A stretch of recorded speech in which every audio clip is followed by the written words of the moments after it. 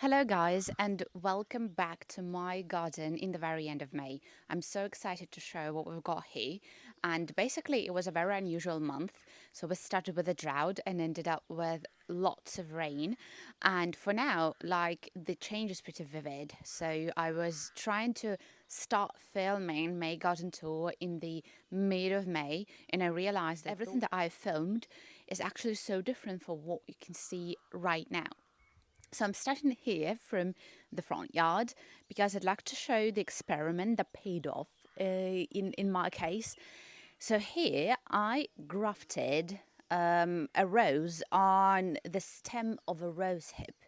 And for me, it was a very unique experience because the technique that I used for grafting was completely different from the technique that you usually graft trees. So as the result, I have this. So that is like completely another rose, and it's some kind of like a small tree the way I wanted it to be. I was really inspired by this while walking around the parks of Moscow where they have something like that, and I really wondered whether that is a type of a rose or something, but then I realized that that's just a grafting. So that's why I have two successful graftings, and there I have another one. The only thing right now to do is actually to form it in this kind of like, a tree. Unfortunately, there is one unsuccessful grafting, but I have another stem appearing, so I'm going to save it for the third grafting. And apart from that, here in my front yard, I have lots of roses. This year, they are going to be tremendously huge. And I'm really happy that everything literally survived because we had a snowy week when everything was sprouting. So, in a way, like in here, it's going to be really beautiful, closer to summer, but not right now. Another beautiful corner of my front yard that is still like under development. That is the patch of hostas. I recently started really fell in love with them just with the variety, with the beauty. So I have different hostas in here. This one is my favorite. I love this kind of like blue color. Another ones are these ones. Of course, like I have planted them recently, that's why they're not so huge. But the picture that I see right now is the picture that I really love. This one is really unique. I just love the way it grows, and it collects actually lots of water.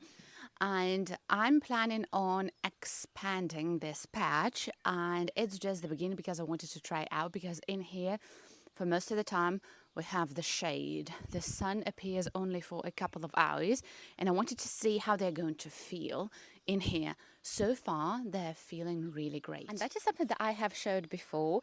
It's literally right in front of our house, and we started just decorating this patch because I think it's really beautiful when you're just passing by and see this beauty that we have in here.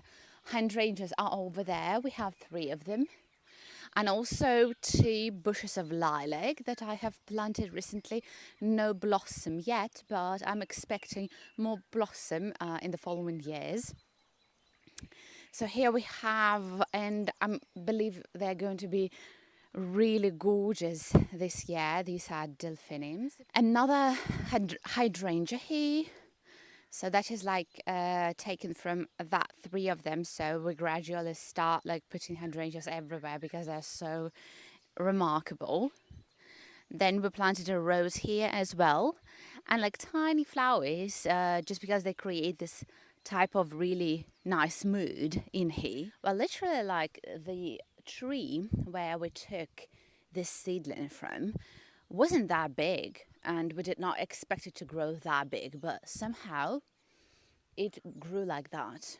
And of course, like the tree was formed because of the frost, and I know that this is the type of the tree that you don't have to form on your own. It's going to grow the way it likes, and it's grown the way it likes, and it grows like something. So that's why we planted another 2 trees right there, and that is also for a very nice reason, because quite often when the cars are driving to that part is the one that they can't get to.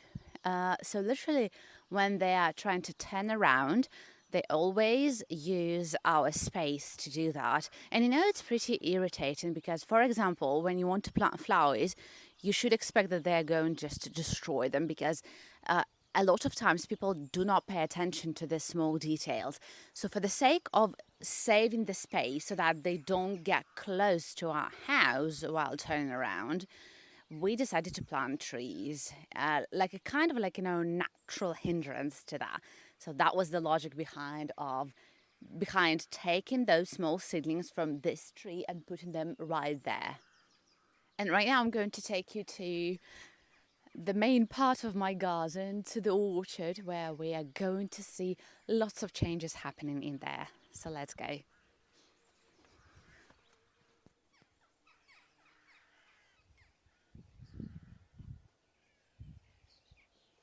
And here we have the entrance to the garden, but it is a very unique plant. I don't know the name of it. Maybe if you can actually guess what that might be, you can help me with it. But that is the plant that is supposed to bloom. And for 2 years, we didn't have any blossom. We only started having like a small element of the blossom last year. But the thing is why it's so unique because, like, as you can see, it somehow grew into the fence the way it liked. And usually, this is like some kind of like an exotic plant that does not survive the winter. So every year, it kind of like gives new shoots from the root. But this year, it survived. And moreover, all along the length of it, it has lots of sprouts. And I don't know what's going to happen because it's like a very powerful climbing plant.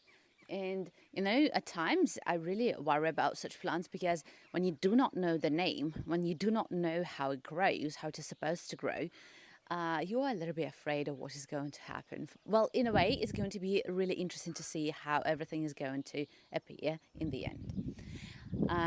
And talking about the climbers, we have our climbers here, and they just started kind of like climbing over. Peonies are still not in blossom, but they're about to bloom. And it's so unfortunate because I really wanted to show some kind of like a bit of blossom during this garden tour. So here we also are going to have something crazy going on with this because again it survived the winter and like we are so happy about that our climbers are getting stronger and stronger with every year. Another clematis here, and we have a tiny clematis in here. So that is the one that actually has really beautiful flowers to my taste, of course, but it's still like really small because when I've bought it, it had only one tiny sprout. So it's like the third year of its existence. You can still enjoy this majestic look of everything combined all together when it is in blossom. That's why, like, really waiting for summer in order to see how everything will appear, like this corner, how it is going to turn out. And that's literally the only thing that is blooming. I believe that's iris, and we have different varieties, though they bloom for a couple of days only, especially when it's raining. Unfortunately, you can't catch the blossom of all of them. And here you can see the grape. It somehow survived the cold of spring. And I was so surprised to see so many grapes that we're going to have. It's something insane. I can't like even count them. There were so many of them, and like the grape continues growing, and every time we have like a bunch forming. So yeah, it's just something crazy because like that is the variety, like the varieties of grapes that we are growing.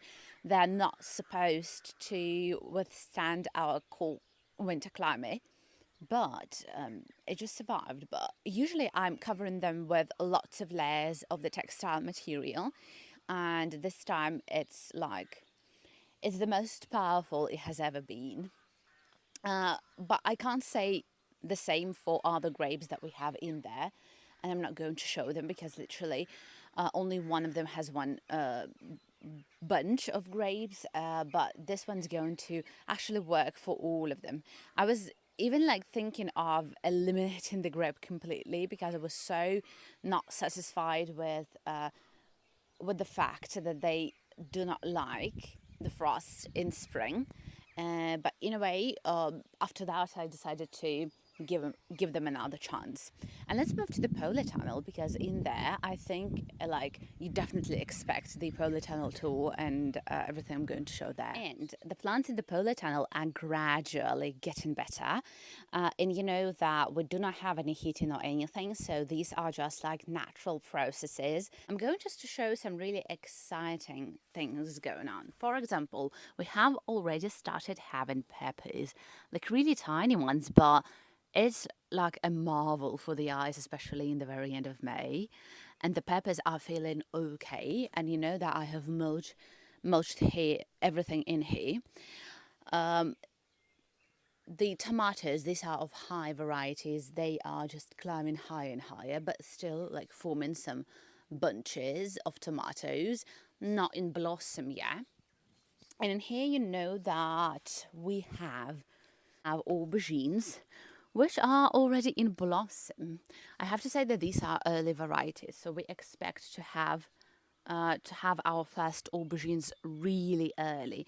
So that is the purpose of mine. When I buy aubergines, I buy them of early varieties. Of course, there are some that I want to try out, like we added a couple of them, and I'm really excited of showing because they have really nice color. I mean, like the aubergines themselves. But I hope that it's going to be like a beautiful picture.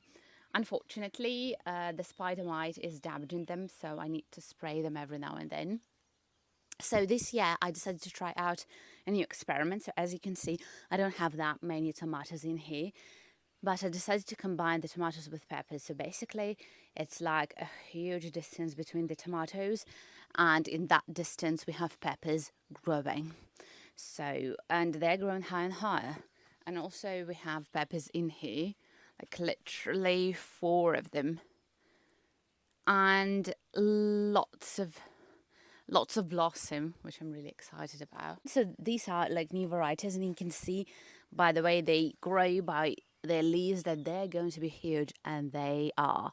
So they are supposed to be ginormous, but I'm really excited just to see whether they're going to be so. But I just love the way they grow. They're so kind of like so small, like but at the same time so big. I don't know how to explain that, but trying out different varieties is something that I really love doing, even though I'm always hooked on the varieties that I'm sure about. We have cucumber plants. I even can't even count how many cucumbers we have already eaten. There were so many of them.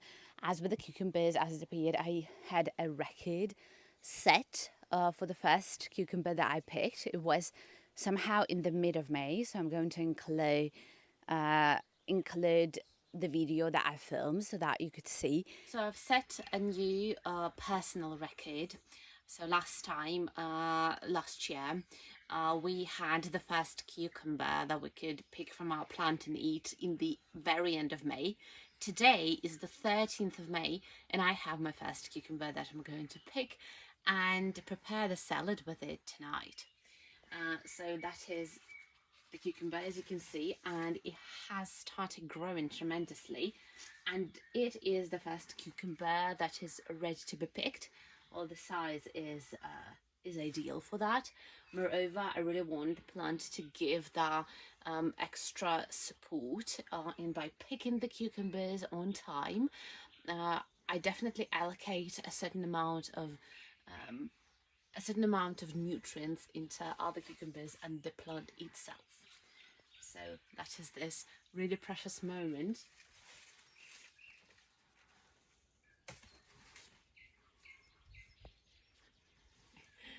I know that it might seem really silly, but for a gardener, it is always like picking your own, your first own vegetables is the best thing ever.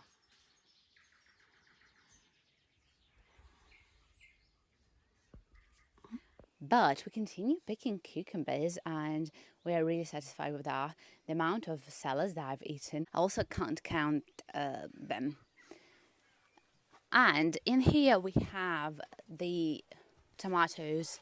Usually I always plant them in here because of the polytunnel, so they can't grow higher. And they are already in blossom. They're blooming, but no tomatoes yet, though in the early variety I have a couple of like tiny tomatoes which are of the size of a pea. And so basically that's all that I've got in here. Nothing special yet, but you can't imagine, like, with how cold weather that we experienced in the very beginning of May, I'm actually really surprised that they survived and they finally started enjoying everything and growing. They look really healthy. Before that, I wasn't even sure if I wanted to show the polytunnel because I thought like it was in the worst condition ever. But right now, everything has changed completely. I was talking about this experiment last year, like planted them really early in spring, provides us with a harvest in the very beginning of June. So we're going to have 2 cabbage heads. We don't need a lot of them right now because usually we prepare kimchi only closer to autumn. But for salads, for anything like for the food, we plant them earlier. So we have literally like 2 in here and 2 in there in the very end of the polytunnel. So far, I think that all this hard struggle and work is behind because seeing them looking healthy, I'm more than sure that I'm going to get a really good harvest. Just hoping for that. And let's quickly go around my garden. First of all, we have onion in here as per usual, and it has sprouted. These are the onion, that is the onion which was planted from the onion sets. So it grows like this. These are the blueberries. They're still like blooming. Most remarkable variety because I don't know how many berries we're going to get, but it's just insane. It has almost ended the blossom, and I just really loved noticing how the bees were kind of like flying around, and I just love the way it blooms. That it has this kind of like like a flower which then falls down after they were pollinated, so it's really unusual. Unfortunately, that's going to be only one bush that's going to provide us with that much harvest.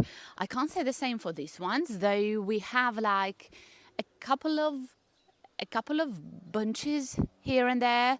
These are like 2 new varieties that I'm going to test. So they have just also a couple of berries, but that's fine. It's just for me. The blueberries are still like for eating. I haven't prepared any jams with them or anything, but hoping to, of course, try preparing the jams. And here we have, as you can see, the patch with lilies. And I'm so happy that they are going to be gorgeous because I really thought that the weather is going to damage them. That is this new variety of raspberry that I've planted. Believe me, that is only one plant. And it's something insane. So I keep believing by the way it grows, by the way it's going to bloom, that it's some kind of like a mixture of blackberry and raspberry. And the fruits are going to be also black. So yeah, remarkable. And like it also started giving new shoots that I hope I'm going to get to every part of my garden because for now I love the way it grows. Here we have the apricots, no fruits at all because of the weather again. I don't know, maybe that is just going to be the decoration in our garden. I don't know when it's going to bear fruits. And here we have 2 different bushes of blackberries. Just have a look at how different they are. That is the one that you should be careful with because it has thorns and it started blossom. Last year we didn't have any because it was just a new bush for us. Really excited because it has unusually long variety of the berry. But this monster is the one that I still don't know how it's grown like. It's like a tree and lots of blossom here. And it has started blooming. And I'm really glad that it survived all of the cold days of May and April. And it provides us with lots of blossom in here. Here we've got pumpkins and lagenaria plants. Last year I had a very successful experiment of growing a lagenaria fruit with the seeds. You know that I need the seeds for graftings. For now, everything is perfect in here. Then that is the new patch, the new addition. So we formed this patch last autumn and we decided to plant corn here, sweet varieties of corn. And I'm really also pretty excited about what's going to appear. Because it's like a new patch in a new position. You never know how the plants are going to react to that. Then that is also like a orchard information. So these are the plants I'm going to graft, so don't worry. By the way, they look not pretty neat. Then this year we decided to form tiny beds like that because at first like we didn't have any space for planting, and secondly like the orchard is still not so big, it doesn't give shade, so we can plant anything. Like increasing the amount of patches is something that we are doing. So here we have radish and it is about to be formed. And yeah, it just looks so neat. I know. So here we're going to have cabbage. You can see a bit of them. Garlic. Then you know this patch. So I was forming that. These are the blueberries. Here, that is my experiment. I'm not going to share any details about that. Not now, because I need to see the results. And that is the biggest excitement of mine. Because you know that is my first grafting, and that is a surprise grafting. I never know the variety that I was grafting. It was just for fun. And it started, like this year was blooming, and it started forming the apples. And for now, what I can see by the really like tiny formations of them, that they're going to be, I think, red. Not green, but red. And these are two other different varieties that are also successful. And these ones I really know. So here what we've got, another patch with flowers. There are going to be lots of them. You definitely have to wait till summer because I'm going to show everything in summer. I mean, like, it's not interesting to have a look at those tiny plants. Another patch with onion.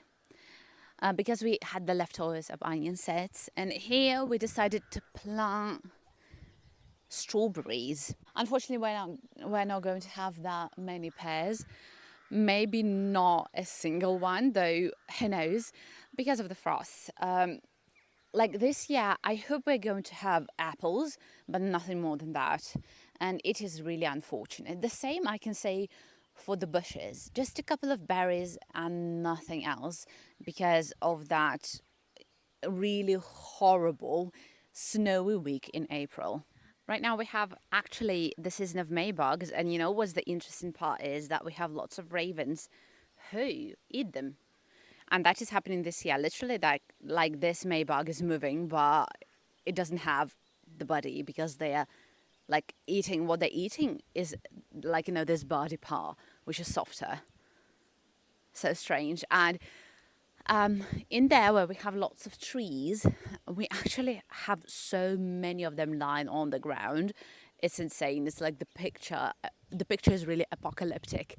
So literally this morning the ravens were visiting our garden.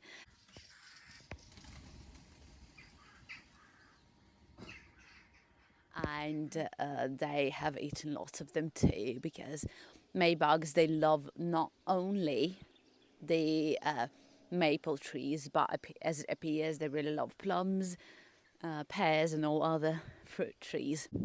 Here we have the blossom of strawberries that we're going to have really late this year. Last year I remember like showing my garden tour and eating lots of strawberries.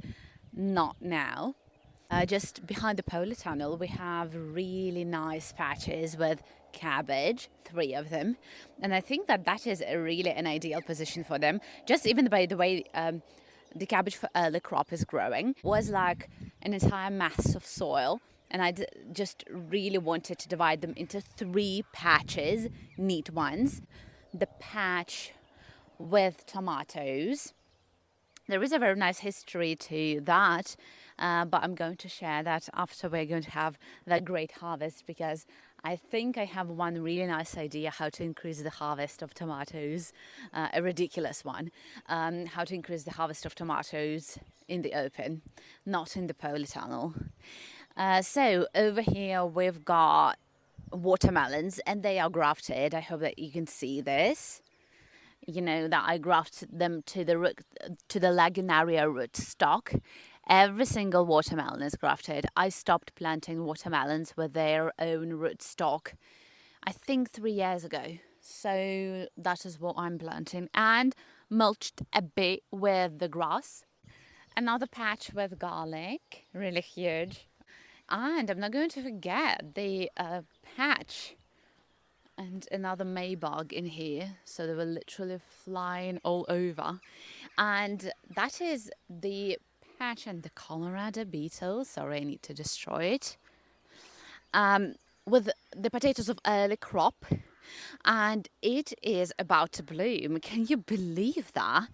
And I just love, by the way, it grows, and that is the best early crop potatoes ever.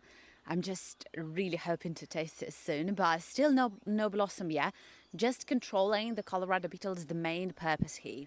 That is another patch with grafted watermelons, and they are blooming right now.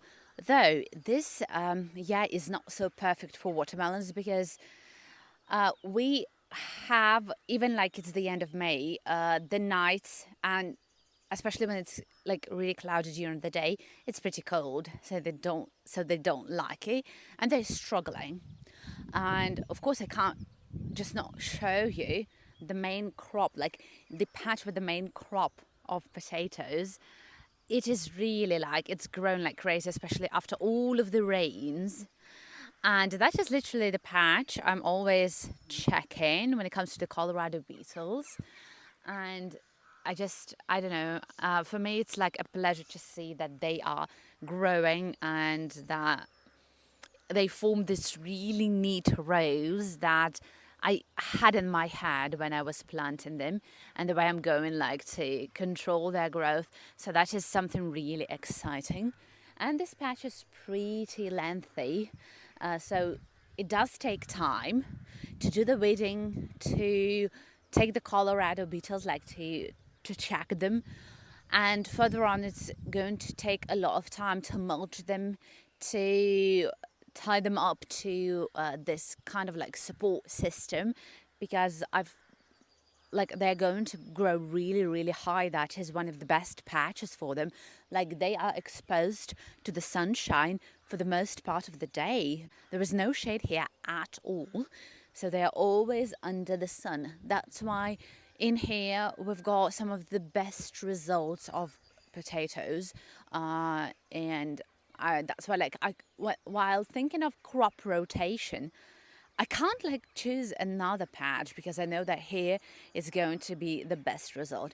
And honestly speaking, with the potatoes, I do not think of crop rotation, because I have my uncle as a cool example. He has been planting his potatoes for more than 10 years, choosing one in the same place. No crop rotation whatsoever. So that's why I'm just like, I know it's risky, but I plan them. Like I chose one spot, and I always plant them in here. And the last part of my garden are also the patches which are next to the polytunnel. So here at first we have the leftovers of tomatoes that we had to plant somewhere, and they're actually also in blossom. It's really remarkable that you can plant them even later than the ones in the polytunnel, and they still develop and grow the same. Though there's going to be like a vivid difference between them later on that I'm going to share with you. Then over here we've got like part of the patch is dedicated to cucumbers. I hope to get the main crop from them, but I don't know what is going to happen with them later, because unfortunately for the past couple of years we don't have that many cucumbers because of some fungal disease that we cannot control. And that is also another experiment of mine. I still like haven't told about that, but I'm going to tell now. That is a grafted cucumber. I grafted it onto the pumpkin rootstock. I don't know what's going to happen with it. I hope that the result is going to be a nice one.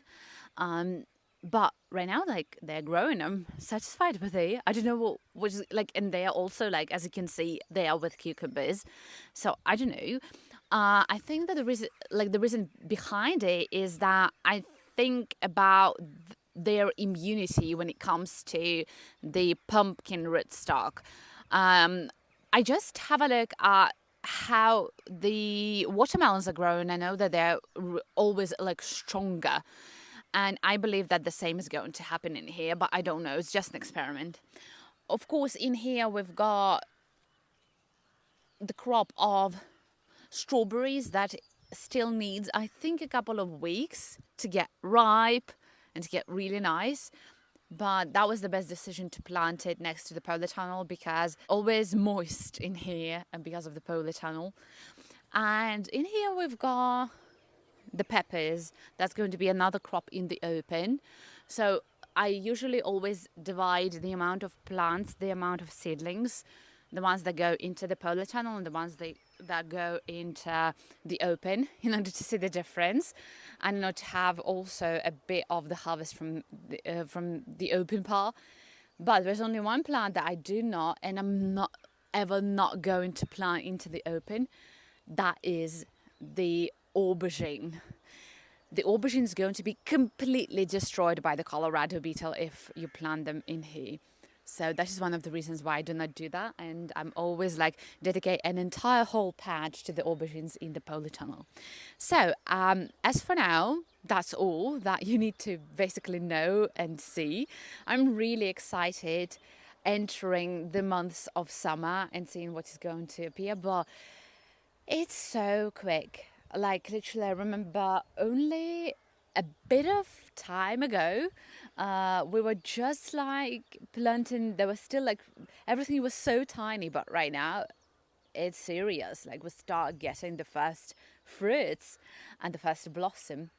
So thank you for watching this video, and thank you for staying till the very end of it. Wish you great harvest and really great experiments, and hope to see you soon. Take care. Goodbye.